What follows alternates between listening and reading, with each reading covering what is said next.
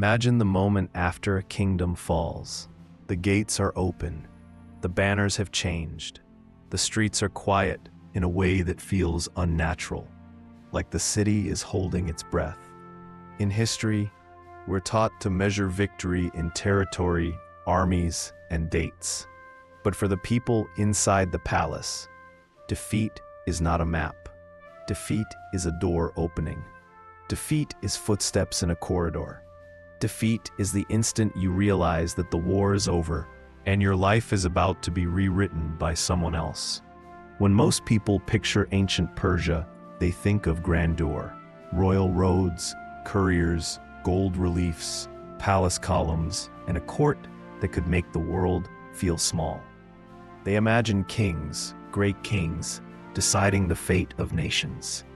What they rarely imagine is the fate of the women who stood beside defeated rulers. Queens, royal wives, mothers of heirs, and guardians of dynasties. Because for a defeated queen, the worst part of conquest often didn't happen on the battlefield. It happened afterward, quietly, in the slow machinery of empire. Tonight, on Taking History, we're exploring a hard truth about power. Sometimes an empire doesn't need to kill you to destroy you. Sometimes it does something more effective. It lets you live, so that your defeat can be used, displayed, absorbed, and remembered on its terms. And for defeated queens, that could be far worse than you imagine. Pause. In the ancient world, a queen was not just a person. She was a symbol. A queen was a living seal on legitimacy. Her marriage could unite clans. Her womb could produce heirs. Her court could shape alliances. Her lineage could bind the past to the future. And because of that, the fate of a queen mattered politically in a way that modern audiences can easily miss. If a king dies, another king can rise. If a general falls, another general can command. But a queen, especially one tied to a ruling bloodline, carries something that cannot be replaced quickly: continuity. She is a bridge between generations. She is a public image of the dynasty's stability. She is, in many cultures, the face of the royal household's honor. That is why, in imperial thinking, a defeated queen is valuable. Not valuable in a humane sense, valuable as a tool. Ancient Persian imperial strategy, especially under large, multi-ethnic rule, often prioritized stability and integration over constant destruction. Empires that rule many peoples cannot burn everything forever. They need taxes, roads, trade, administration, and predictable compliance. They need subjects who wake up, work, and accept the new reality. That means conquest becomes management, and management uses symbols.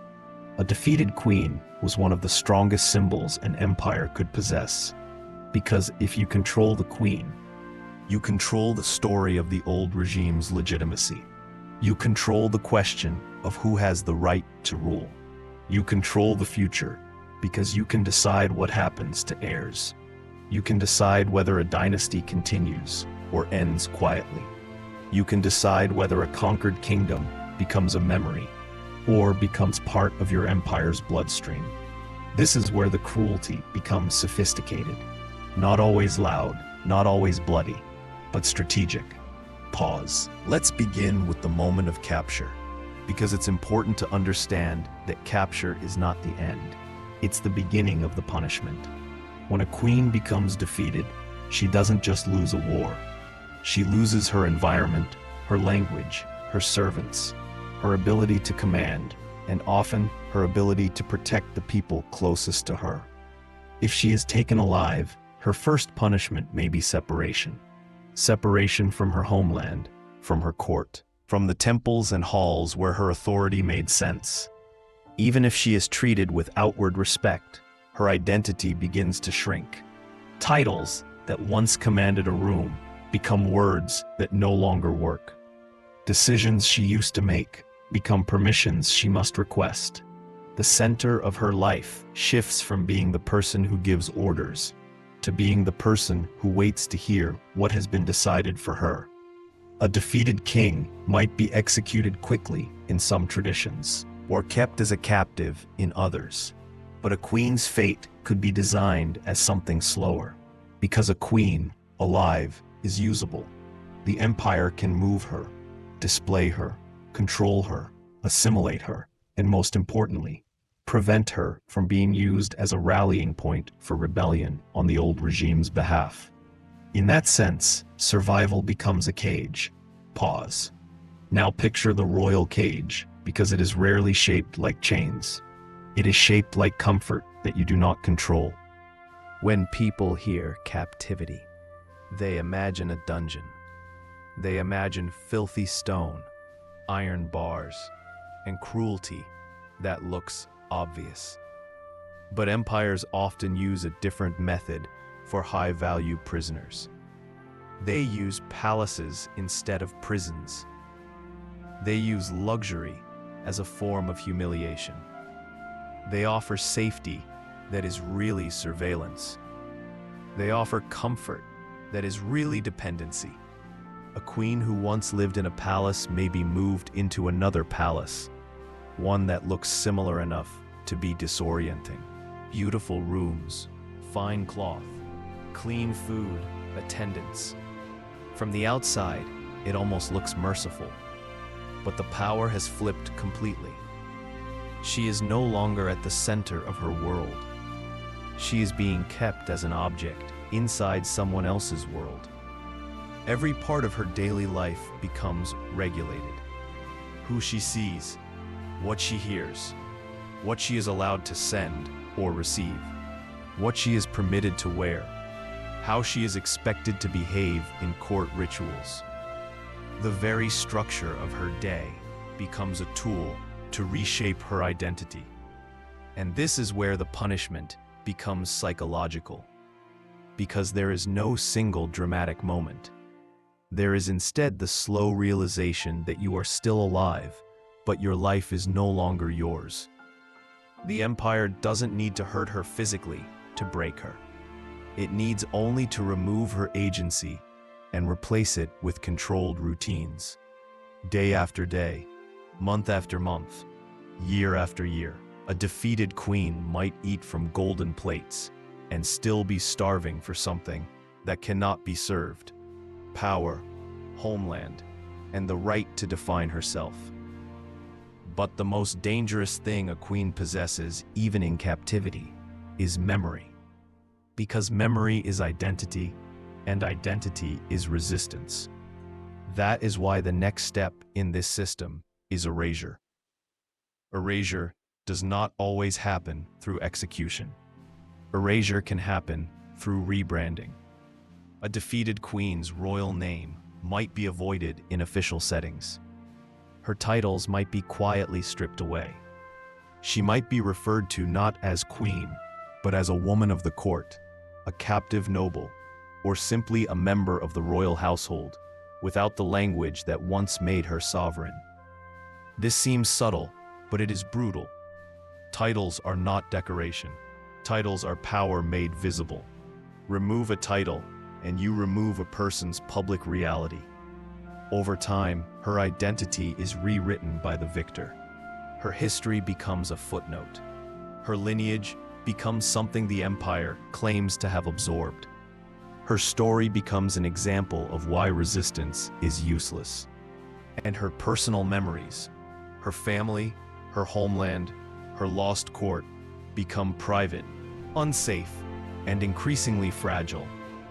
This is why a defeated queen's survival can be worse than death. Because death ends suffering, but erasure makes the living carry a controlled version of their own life. And in many imperial systems, the final cruelty is not the end of a person. It is the end of what they represent. Now, let's talk about one of the most effective weapons empires used against defeated queens: forced display. In conquest, victory is not fully complete until it is seen. An empire wants other rulers to witness the consequences of defiance. It wants the next rebellion to die before it begins. It wants fear to travel faster than armies. A defeated queen could be used as living proof. Proof that a dynasty has been broken. Proof that the old royal household is under the empire's control. Proof that even the most sacred symbols of legitimacy have been reduced to silence. This did not always require public humiliation in the modern sense. It could be as simple as a controlled appearance at court, a procession, a ceremony, a moment where the queen is present but powerless. Present but not speaking. Present but not deciding. And this is psychologically devastating because it turns the queen into a symbol that works against her own identity. She becomes a warning to her own people. To survive, she must endure being used as a message. Imagine standing in a hall that once would have bowed to you, and now you stand as a silent object while others watch, not to honor you, to understand what happens when you lose. That kind of survival is not mercy. It is political theater. But the deepest part of this system often came through marriage. Because marriage in the ancient world was not romance. It was governance. When an empire conquers a kingdom, it faces a problem: legitimacy. People will ask, "Why do you rule us? Why should we obey? What makes your power rightful?" One way to answer that question is through bloodlines, through alliances, through absorption. A defeated queen or a royal woman connected to a defeated dynasty could be married into the victor's elite. Sometimes this could be framed as honor. Sometimes it could be presented as protection. But strategically, it served a brutal purpose. It neutralized the conquered dynasty's independent future. Because once a queen's lineage is absorbed into the victor's network, her children, if she has children, may be raised within the victor's culture. The conquered bloodline becomes part of the empire rather than a rival to it. The old kingdom's legitimacy is diluted, redirected, and controlled. This is not only a personal tragedy, it is a dynastic extinction done quietly. Instead of a dramatic execution that creates martyrs, the empire achieves something more stable. The conquered dynasty becomes a branch grafted into the imperial tree, no longer capable of growing into a separate crown. This is why marriage can be a weapon, not through physical violence, but through identity restructuring. And for a queen whose life was built around sovereignty, being turned into a political instrument can feel like the destruction of self. Now, consider motherhood. Because in many cases, a defeated queen's most terrifying realization would be this: the empire does not only control her, it controls her children. A queen's child is not just a child. A queen's child is the future of legitimacy. The child is a potential banner for rebellion. The child is a living claim that the old dynasty still exists. That is why empires often treated royal children as hostages in all but name. They could be kept close, educated under imperial supervision, surrounded by tutors and rituals that shaped loyalty toward the victor, or separated from the mother entirely, so that the mother cannot influence identity. This is where worse than death becomes even more chilling, because death would end a queen's personal suffering, but survival can force her to watch her legacy be dismantled while she remains alive to witness it. Imagine being a queen whose entire life has been defined by protecting a dynasty, only to find that defeat has turned your children into instruments of the victor's stability. You may still see them, you may still love them, but the direction of their lives is no longer yours to guide. The empire takes the future while leaving you alive to feel the loss. At this point, some might ask, why wouldn't the empire simply kill defeated queens? Wouldn't that be simpler? Sometimes empires did kill. Sometimes royal households were destroyed. Ancient history is not clean, but imperial systems often recognize a paradox. Killing a symbol can create a stronger symbol. A dead queen can become legend. A dead queen can become a story that makes resistance feel noble. A living queen, controlled, displayed, and absorbed, can make resistance feel pointless. That is the logic of empire. Not always cruel in the loudest way, cruel in the most efficient way. And Persian imperial rule, especially in its most organized periods, was known for administrative sophistication. That sophistication, when applied to conquest, often created outcomes that were stable for the empire and devastating for the conquered. Because the empire didn't need your death. It needed your submission, visible, permanent, and politically useful. Pause. This is also why the historical record is often quiet about defeated queens. History is written by victors, administrators, and court storytellers, and defeated queens are dangerous to the victor's narrative. They remind people that another legitimacy once existed. They remind people that the empire is not eternal, that power can change hands. So the records become selective. Defeated queens vanish from texts, or appear only as unnamed figures, or as objects in political descriptions. Their inner lives are not recorded. Their grief is not preserved. Their perspective is not valued. Silence becomes a continuation of punishment, because even after the queen is controlled in life, the empire can control her afterlife in history by controlling whether she is remembered. And for someone whose power depended on being publicly recognized, to vanish from memory is a second conquest, a conquest of the story itself. Now, let's build a scene, not as a claim that we have a queen's diary word for word, but as a reconstruction that captures the emotional truth of this system. It is a foreign palace. The stone is warm in the sunlight, but the warmth feels like mockery. The queen walks a corridor with attendants who are polite but not loyal. She is offered everything she needs, but nothing she chooses. Her clothing is fine, but it is selected. Her meals are rich, but they are scheduled. Her visitors are permitted, but they are monitored. She passes a hall where courtiers gather. She hears a language that is not hers. She sees rituals that signal power, and she recognizes that these rituals are designed to make her small. In her old court, people would have approached her with petitions, fear, respect. Here, she is an ornament of victory, a living reminder of a defeated world. She does not scream, because screaming gives the empire drama. She does not beg, because begging confirms her weakness. She learns a new survival, composure. But inside, a different war continues. A war over memory, over identity, over who she is allowed to be. That internal war is quiet. It does not appear in chronicles, but it can last longer than any siege. Pause. This is why the phrase, "far worse than you imagine," doesn't have to mean something graphic. The worst cruelty is often the one that leaves no obvious wound. The cruelty that makes a person participate in their own defeat simply by continuing to breathe under new rules.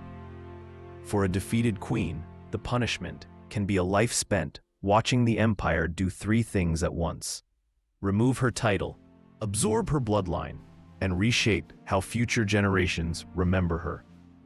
Death would end the story, but controlled survival allows the victor to write the story for you. And that is the deeper horror: being alive inside a narrative that is no longer yours. Pause. We also need to understand the wider message these practices sent to other rulers. Empires are always communicating. They communicate to conquered peoples: obey and you will be managed. They communicate to neighboring kingdoms: resist and your legitimacy will be dismantled. A defeated queen, alive and controlled, communicates that message more efficiently than a corpse. Because she proves that the empire can take not only land, but lineage, not only armies, but identity. She proves that resistance does not end in heroic death. It ends in absorption. And absorption can be terrifying, because it does not give the conquered people a clean line between us and them. It dissolves identity slowly. It makes the conquered world feel as if it is fading. This is psychological warfare beyond the battlefield. Now, if you step back, you can see a pattern that repeats in many imperial systems, not only Persia. But the Persian context matters because of Persia's scale and its emphasis on governance. Persia built roads. Persia moved information. Persia managed diversity through administration. That created an empire that could hold territory without needing permanent chaos. That same strength, organization, could become cruelty when applied to defeated royalty. Because an organized empire can punish not only the body but the future. It can change what a queen's children become. It can change what her name means. It can change whether her people remember her as a sovereign or as a captive. The empire can win twice, once in war and once in memory. So what are we left with? We are left with the uncomfortable truth that not all suffering is dramatic. Not all conquest looks like flames. Some conquest looks like paperwork, ritual, controlled marriages, supervised children, and carefully managed silence. We are left with queens who did not necessarily die in one moment, but whose sovereignty died every day for years. Queens who lived inside palaces that were not theirs, watched by people who were not theirs, praised by courtiers who spoke a language designed to make them smaller. And we are left with the fact that history often does not preserve their voices because the system was designed to keep those voices quiet.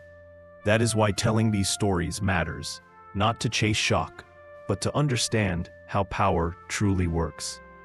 Because power is not only the sword. Power is the ability to decide what happens after the sword is put away. If you want one final image to carry out of this story, let it be this. A defeated queen stands in a foreign court. The hall is bright. The pillars rise like a forest of stone. The ruler speaks and the room listens. The queen is present, and yet she is absent in the only way that matters. She cannot command. She cannot shape her dynasty's future freely. She cannot even control how her defeat will be remembered. She is alive, but she is not sovereign. And in an ancient world where sovereignty was identity, that kind of survival could feel like a lifelong sentence. So when we say what ancient Persia did to defeated queens was far worse than you imagine, we are not talking about spectacle. We are talking about the slow destruction of legitimacy, agency, and memory. We are talking about a punishment that can last longer than death because it attacks the meaning of life itself. History remembers conquerors. It remembers kings and battles and monuments. But the quiet fate of defeated queens, those who lived, watched their legacy absorbed, and vanished from the record, reminds us of a darker reality. Sometimes the most powerful empire doesn't need to kill you. It only needs to take everything that made you who you were and leave you alive to understand it.